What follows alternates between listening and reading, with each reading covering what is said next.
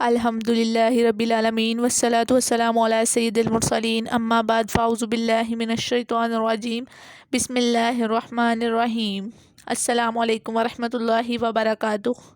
فرمان مصطفیٰ صلی اللہ علیہ وآلہ وسلم، جس نے مجھ پر 10 مرتبہ صبح اور 10 مرتبہ شام درود پاک پڑھا، اسے قیامت کے دن میری شفاعت ملے گی۔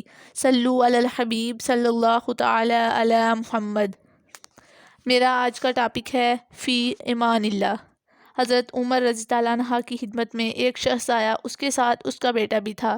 ان دونوں کے درمیان اس قدر مشابہت تھی کہ حضرت عمر رضی اللہ عنہ حیران ہو گئے اور فرمایا، میں نے باپ بیٹے کی اس طرح کی مشابہت نہیں دیکھی۔ آنے والے شخص نے کہا، امیر المومنین، میرے اس بیٹے کی پیدائش کا قصہ بڑا عجیب ہے۔ اس کی پیدائش سے پہلے جب میری بیوی امید سے تھی تو مجھے ایک جہادی مارکے میں جانا پڑا۔ میری بیوی نے کہا، آپ مجھے اس حالت میں چھوڑ کر جا رہے ہیں؟ میں نے کہا، یعنی آپ کے پیٹ میں جو کچھ ہے میں اسے اہلیت اعلیٰ کے پاس امانت رکھ کر جا رہا ہوں۔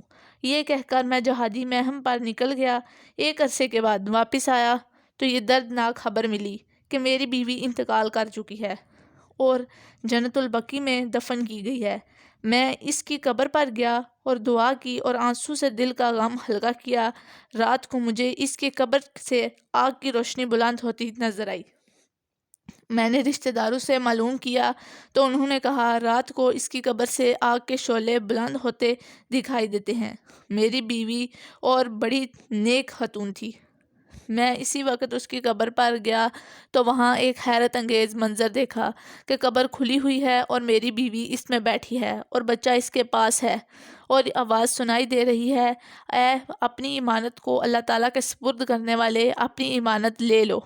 اگر تم اس بچے کی ماں کو بھی اللہ تعالیٰ کے سپرد کر کے جاتے تو آج اس سے بھی پاتے۔ میں نے قبر سے بچہ اٹھایا اور قبر اپنی اصلی حالت پر آ گئی۔ امیر المومنین، یہی وہ بچہ ہے۔